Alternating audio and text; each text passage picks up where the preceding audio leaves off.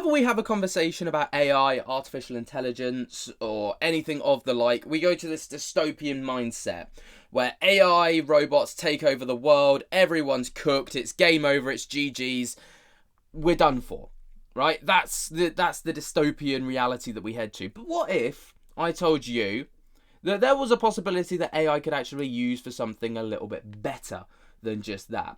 Well, that is nothing summarizes that idea more than this that has just come out, which is a 17-year-old, obviously teenager, who's built an AI that can detect abuse, allegedly, in daycare centres, right? This is quite a big deal. So take a little look at this.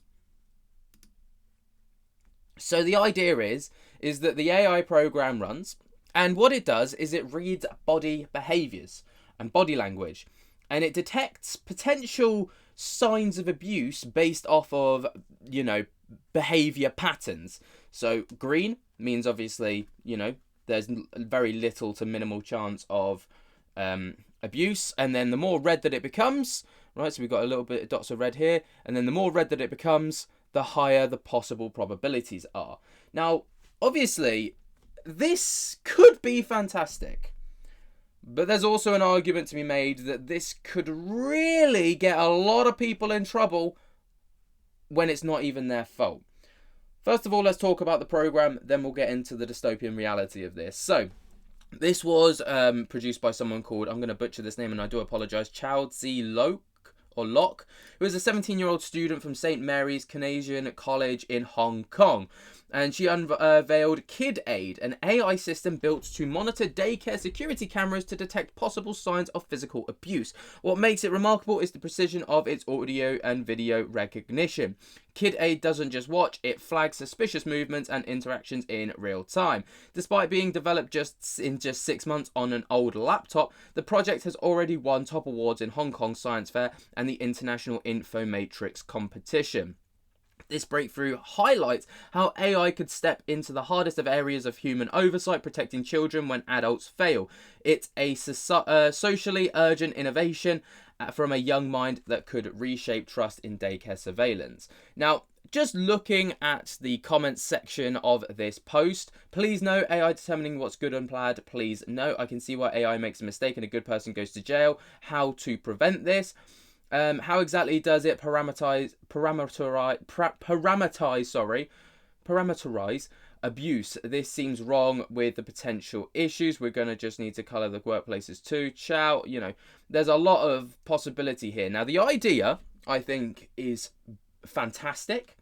There's definite oversight. As someone who's worked in childcare, someone who's worked as a teacher, picking up on signs of potential abuse is very, very difficult. If you can run an AI program with perfect accuracy to do it, the whole world will benefit from this.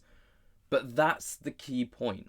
It has to run without a single hiccup, because imagine your child just goes to nursery. You're a loving, nurturing family. You want nothing but the best for your children.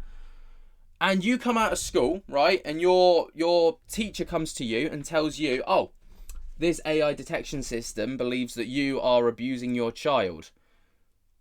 What happens then? Then we got big problems, right? So let's kind of talk about how the program works, how it detects these things, and then we'll get into the potential, harms of this, as well as the good, because I don't want to just highlight the bad stuff. Now, KidAid, developed obviously by Chow Zi Lok and her team, is an AI-powered system designed to detect potential child abuse in daycare settings by analysing real-time CCTV footage. Here's how it works, right? So you get the input processing. So the system takes in the video and audio data from the daycare CCTV cameras, and then it does what's called a behavioural analysis. So using machine learning, KidAid identifies patterns indicative of abuse, such as unusual movements, so sudden flinching, cowering, or aggressive actions, troubling interactions, so recurring seclusion of a child, raised voices or anxious body language, and contextual cues, so the AI evaluates behaviours in context, distinguishing normal behaviours from potential red flags. Now, due to the sensitivity of real abuse footage, the system was trained on simulated scenarios created by the team to mimic abusive situations and behaviours and normal daycare activities. When the AI detects suspicious patterns, it flags them for review by the daycare supervisors, enabling quick intervention without relying solely on human monitoring. And unlike traditional surveillance, KidAid automates detection of subtle signs that might be overlooked by humans, reducing the burden on staff while prioritizing child safety. Now, the system's strength lies in its ability to contextualize behaviors, making it more effective than standard motion detector cameras. Considering that this was developed by a school child on a laptop, it's kind of crazy. Now, we've got to wonder the effectiveness of this, right? So obviously, it's been trained so far on scenarios, created scenarios. That is, if you create a scenario through AI, that is a situation in which it's been created by its own programming, if that makes sense, right? Obviously, in the real world, kids are able to mask incredibly well. Kids are able to, hide specific behaviors. So it might be a lot more difficult to necessarily pick up on those. Obviously, the AI program will require a lot more training. Now, with regards to the effectiveness, it's an innovative approach, right? So KidAid erases and uses AI to analyze CCTV footage for subtle signs of abuse, right? So the recognition and validation.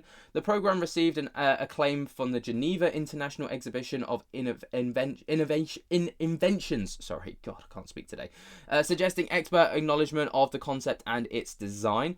There is training limitations, so the system was trained on simulated scenarios rather than real footage of these kinds of scenarios due to ethical and privacy concerns, which makes a lot of sense. But hopefully, if it gets into the right hands, it could that could be something that gets fixed pretty quick. Now, there is a lot of scalability and accessibility, so obviously with it being just built on a school laptop, KidAid is a resource efficient, making it feasible for broader adaptation to childcare settings, yet no data confirms that it is its performance in live environments or its false positive/negative rates, right? Now, the big question and the big overarching thing of this is, what happens, and is it possible for it to detect the wrong thing and get the wrong person potentially in trouble? Now, obviously, it stated earlier on that it detects potential signs of abuse, flags it for human approval, right? So, for humans to review it. So, obviously, there's a level of human barrier before it gets to the point where it's pointing fingers. But as someone who has worked as a teacher and has seen the behind the scenes of the inner workings of a school, there is so much pressure on teachers to get so much done in such little time that something like this could potentially just be left into the hands of AI. I'm not saying that's what should happen at all. There should be a level of human intervention with this, and it should be flagged by the right people before you go and point the fingers. But someone might just look at it and be like, it's AI, it's going to be right, 100%, there's no way that this could possibly be wrong. And that's where the potential of some wrongdoing could come in, right? So we've got false positives. So KidAid relies on analysing patterns like unusual movements, raised voices, or anxious postures. Innocent behaviours such as a caregiver raising their voice to manage a noisy room or a child flinching due to a harmless surprise could be misinterpreted as suspicious, leading to false flags. There's also the training data. So obviously this was all completely trained on simulated scenarios rather than real-world footage. And its ability to distinguish nuanced behaviours may be limited at this current time. There's also contextual misinterpretation. Now, while KidAid aims to contextualise behaviours, it may struggle with the cultural or situational nuances. For example, a stern but non-abusive disciplinary action might be flagged if the AI misreads the context. There's also human review dependency, so this is what I was saying earlier. Now, the system flags for potential issues for human review, which mitigates some risk of false accusations. However, if supervisors over-rely on AI alerts without thorough investigation, innocent individuals could potentially face unwarranted scrutiny. And there's also a lack of real-world testing data. No specific data on false positives, rates, or real-world performance is available. So this extent of risk is completely unclear. The system's effectiveness is in minimizing flags could depend on ongoing refinement and validation. So obviously, I want to highlight, right, that there are kinks in the armor for this thing. But that should not take away from how powerful of a tool this could be, as long as it's refined properly. So if this is taken into the hands of a big tech corporation, obviously this was made on a laptop by a 17-year-old girl, right? That's base level. Below base level, some would argue. If this was taken into the hands of a big tech firm and they were able to innovate this, scale it, and refine it to make it more effective, the world's your oyster. Go for it. Like, this could be completely game changing. This could potentially save lots of children from harm, abuse, neglect, everything. And this is fantastic. Absolutely incredible. But we obviously have to iron out the kinks first. What do you guys think of this? Should AI be left in control of, detecting potential signs of abuse? Or do you think it should just be left to human intervention? Obviously, we've got thus far. Human intervention is getting better, but people and kids still slip through the gaps. This could potentially mitigate that.